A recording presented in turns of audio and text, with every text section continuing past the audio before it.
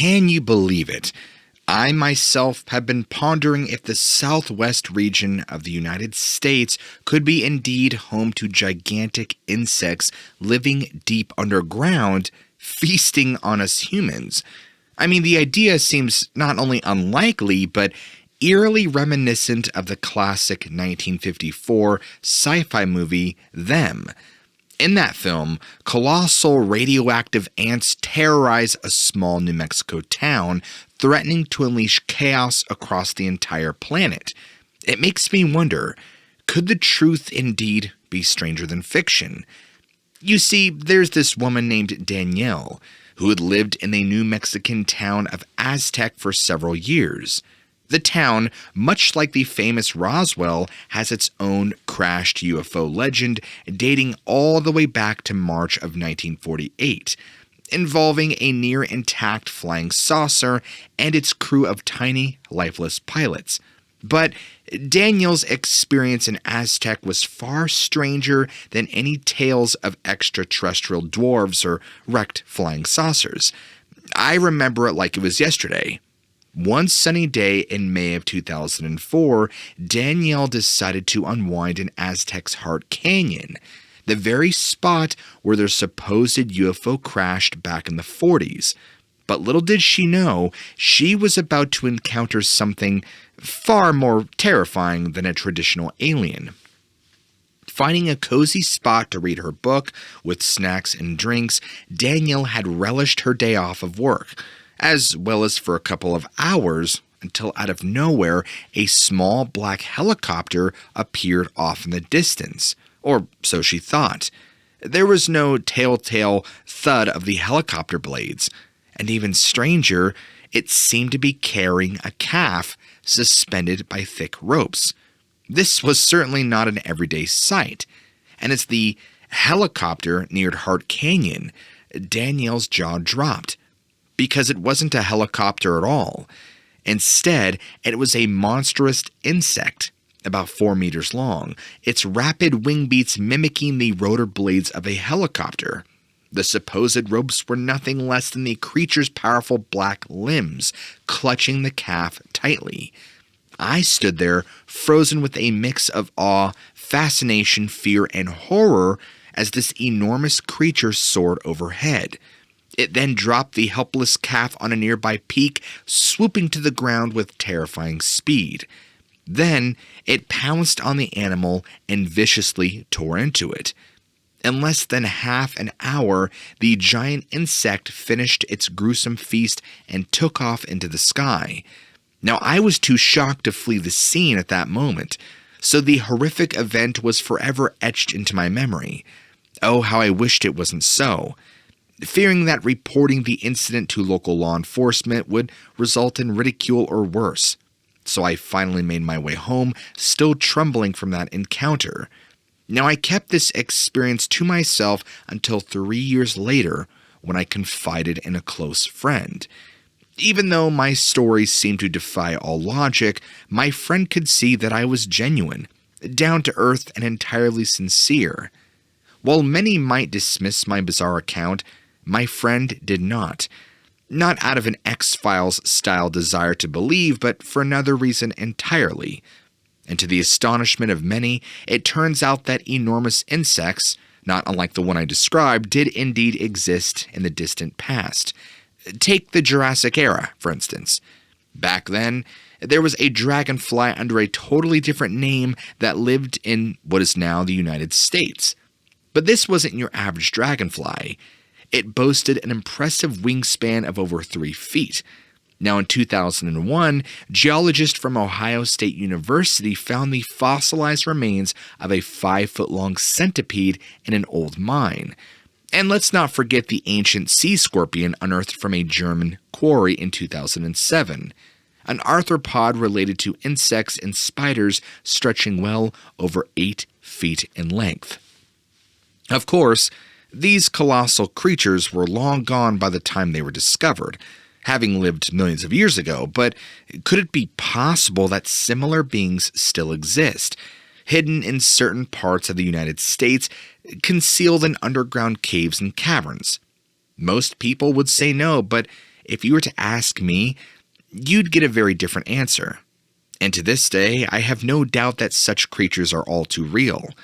Now, as I'm writing this, I'm working on a book that connects the dots between these terrifying beings and a cattle mutilation phenomenon that has continued to baffle ranchers, police officers, and even the FBI for decades, especially in the Southwest. In my version of events, the culprits behind these mutilations aren't satanic cults, aliens, or covert military units conducting biological warfare operations. Instead, they are giant creatures from bygone eras that feast on the nation's cattle herds under the cover of darkness. Now, perhaps one day my story will be vindicated. If that day comes, let's hope it isn't, because these massive insects have shifted their predatory focus to us, the human race. The thought of the 1954 sci-fi movie, Them, becoming a reality is as chilling as it is unsettling. Now, I must emphasize that even if you don't believe in giant insects lurking underground, the cattle mutilation phenomenon is undeniably real.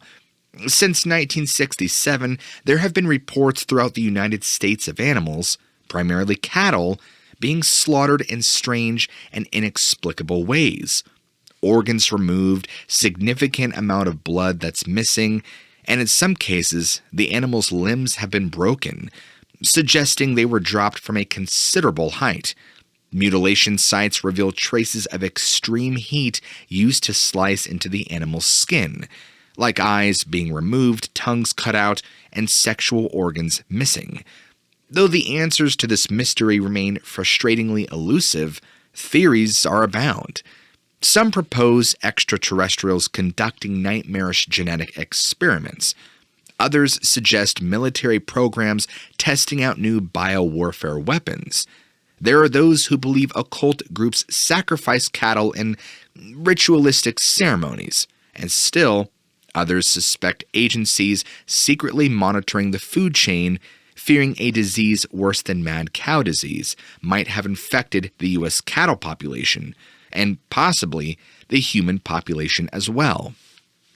Cattle mutilations are a favorite topic among UFO researchers and conspiracy theorists alike. Now, interestingly enough, from the mid-1970s to the early 80s, this phenomenon also piqued the interest of another organization, the FBI. Now, from January to March of '73, the state of Iowa found itself under siege by a wave of cattle mutilations. We're talking ranchers who lost animals reported strange lights and mysterious black choppers hovering near the scenes of these gruesome attacks. Now, the FBI took notice, as evidenced by the numerous media reports on Iowa cattle mutilations collected and filed under the Freedom of Information Act. Now, fast forward to early September of 1974, when the FBI director Clarence M. Kelly received a letter from Senator Carl T. Curtis. The senator wanted to alert the Bureau about a baffling series of livestock attacks in Nebraska, the state he represented. But at the time, the FBI declined to get involved. Director Kelly informed Senator Curtis that no federal law within the FBI's jurisdiction appeared to have been violated, as there was no indication of interstate transportation of the maimed animals.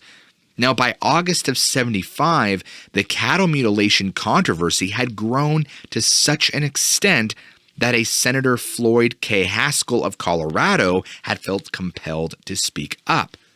He addressed the FBI, sharing that his office had been receiving reports of cattle mutilations all throughout Colorado and other western states for several months now.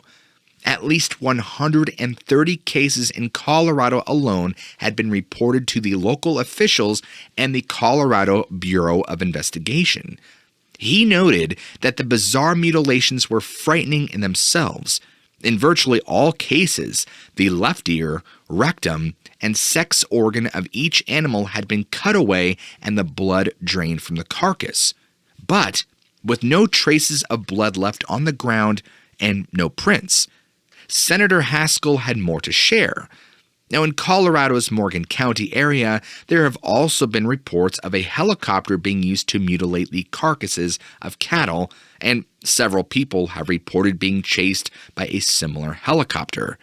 Because I am gravely concerned by this situation, I am asking that the Federal Bureau of Investigation enter the case. As the CBI continued their investigation, local officials were also getting involved. But the lack of centralized and unified direction left the investigation at a frustrating standstill. At last, it seemed that the incidents were being taken seriously now, but progress remained slow. Ranchers, desperate for a solution, began arming themselves to protect their livestock, their families, and most importantly, themselves. They were frustrated by the lack of results in the investigation, and it was clear that something needed to be done before the situation would escalate any further. Once more, the FBI, suspiciously, some ranchers and media people thought, declined to get involved in the investigation of the phenomenon. This was a position the FBI rigidly stuck to, despite collecting numerous newspaper and magazine articles on the subject from across the nation. And it wasn't until 1978 that the FBI finally took notice. They learned of an astonishing number of horse and cattle mutilations in Rio Arriba County, New Mexico.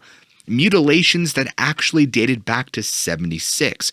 Each incident had been carefully investigated and documented by a police officer of the name Gabe Valdez of Espanola. It wasn't until New Mexico Senator Harrison Schmitt, the 12th person to set foot on the moon back in December of 1972, would contact the FBI and implore them to get involved that action was finally taken. In March of '79, Assistant Attorney General Heyman prepared a summary on the New Mexico cases for the FBI and even photocopied all of Officer Valdez's files to the Bureau's director. The situation was about to escalate. Officer Valdez's extensive records revealed this: that from the summer of '75 to the early fall of '78, a staggering 28 cattle mutilation incidents occurred in Rio Arriba County. One of the most bizarre events would take place in June of 1976, as his files illustrate. Upon investigating the area, it appeared that a suspected aircraft of some kind had landed twice, leaving 3 pod marks positioned in a triangular shape. Each pod had a diameter of 14 inches. From the 2 landings, a smaller triangular-shaped tripods emerged, measuring 28 inches and 4 inches in diameter. At the scene, it seemed that these small tripods had followed the cow for approximately 600 feet. The cow's tracks showed where she had struggled and fallen, with the small tripod tracks surrounding her. Other evidence indicated that grass around the tripods had been scorched as they pursued the cow. Additionally, a yellow, oily substance was found in 2 places beneath the tripods. This substance was submitted to the state police lab, but they were unable to determine its content. I submitted a sample of this mysterious substance to a private lab, but they were unable to analyze it due to the fact that it disappeared or disintegrated. Skin samples were analyzed by the state police lab and the medical examiner's office, and it was reported that the skin had been cut with a sharp instrument. Now, 72 hours later, I liaised with Dr. Howard Burgess of the New Mexico Sandia Laboratories to have the area checked for radiation. It was a wise move.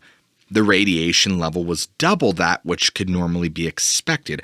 I couldn't help but think that these radiation findings were deliberately left at the scene to confuse investigators. However, the case is far from over, because whatever or whoever was responsible for the mutilation has continued to make return visits, even now up to modern day.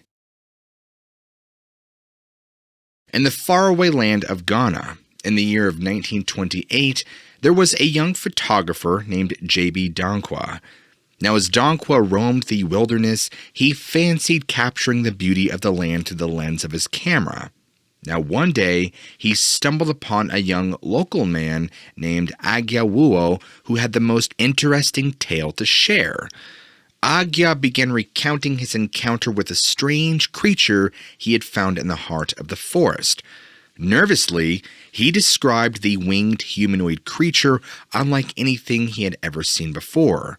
It was nearly 6 feet tall, long teeth, spotted black and white skin, and scaly ridges above its eyes. It also had a distinct ridged chest, hard and stiff hair on its head, a long beard, and a prominent nose. Its long arms were a sight to behold, but what truly captured Agya's attention were the thin, membraned bat-like wings that were spread out, boasting an impressive wingspan of 20 feet. Now, as Agya stared wide-eyed at this bizarre being, it let out a deep cry resembling the sound of a bat. Overcome by fear, he made the split-second decision to attack the creature with his machete. But with a swift movement, he ended the life of the strange winged creature, but would never forget the encounter for the rest of his days. Now, the tale of Agya's brave encounter soon reached the ears of the district commissioner, L.W. Wood. Now, intrigued, Commissioner Wood visited the scene of the incident himself and was astounded by the sight of the lifeless creature. He could not resist capturing this extraordinary discovery and proceeded to photograph the mysterious being. Yet, as time passed, the story of Agya's winged creature faded into whispers and rumors. The photograph taken by Commissioner Wood had somehow vanished into thin air, and the questions surrounding the creature's true nature remained unanswered. But here's where it gets a little more interesting. Now, fast forward to England, and a series of curious encounters with winged humanoid creatures would leave people mystified and intrigued. Because beginning in 1969, witnesses reported encountering bizarre beings seemingly inspired by legends and nightmares. As these stories piled up over the years, they captivated the minds of those who had heard them, as each tale added a new layer to the growing mystery. In one story, little Jackie Hartley was traveling with his parents from London to Tunbridge Wells, Kent. Sitting in the back seat, he suddenly heard a screeching sound outside. Now, curiously, he peered out the window and locked eyes with a monstrous sight. A creature with bat-like wings, glowing red eyes, and a face that seemed to be an uncanny mix of a monkey and a parrot. Despite being absolutely terrified, Hartley never forgot his first encounter with the bat-winged monkey bird. And throughout the 1970s, similar encounters continued. 2 girls had claimed to see a large owl-like creature with humanoid features as they camped in a forest near a church. In another tale, a couple described a bird-like being standing 5 feet tall with glowing eyes and pointed ears. As the accounts would pour in, there seemed to be no explanation for these chilling encounters. Meanwhile, across the ocean in Pennsylvania, a series of sightings in 2011 conjured terrifying visions of 8-foot-tall humanoid creatures featuring leathery skin, strong muscular limbs, and wings hidden behind their broad shoulders. They appeared out of nowhere on rural roads, leaping across 2-lane roads in the span of just 3 steps. The witnesses could only describe their encounters as the strangest, most terrifying experience of all. In another corner of the world, in Chile, 2013, whispers of bizarre airborne humanoids once again captured the public's imagination. Witnesses described spectacularly gruesome creatures resembling manta rays, with segmented wings soaring above the treetops. One account even claimed that a winged being was seen eating a dog within a church tower. And finally, in the cold wilds of Alberta, Canada, yet another chilling tale emerged. A farmer living on the barren plains found himself face to face with a colossal, nightmarish creature. It seemed like a mix of Mothman and a spider, with tiny white eyes and sharp teeth. Now, as the terrified farmer sprinted back to his home, he couldn't shake the feeling that this being was watching him intently within the shadows of his old barn. Accounts like this still continue to this very day. In October of 1907, adventure brewed deep within the heart of Colombia's Solomos River, where the daring duo German explorer Franz Hermann Schmidt and Captain Rudolf Flang embarked on a month-long journey into the wild. Battling treacherous terrain and dense foliage, the two men were accompanied by their trusted Indian guides, who would help them navigate the unpredictable wilderness. Now, as they delved nearly 2 weeks into their intrepid expedition, the travelers stumbled upon a hidden valley, its lush greenery flourishing with life, thanks to the water source that secretly nourished the land. But despite the serenity that this pocket of paradise presented, an eerie discovery soon gripped the attention of these men. Quietly lurking in the soggy terrain lay a series of enormous prints, their pattern hinting at the monster that had forged them. But the tracks told only a part of the tale. Upturned soil and gnawed trees bore the scars of a mysterious creature, one that had the uncanny ability to feast upon branches some 13 to 15 feet above the ground. In hushed tones, Schmidt and Flang mulled over their unsettling discovery, a growing unease settling heavily in their hearts.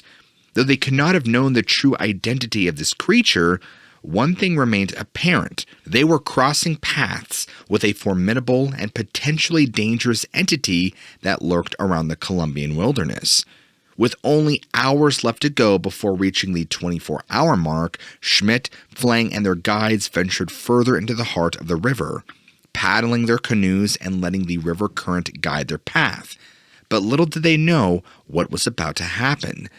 Their surroundings were brought to life by the unmistakable sounds of a massive creature crashing through the trees along the riverbank, violently tearing roots from the ground and appending entire trees as it went.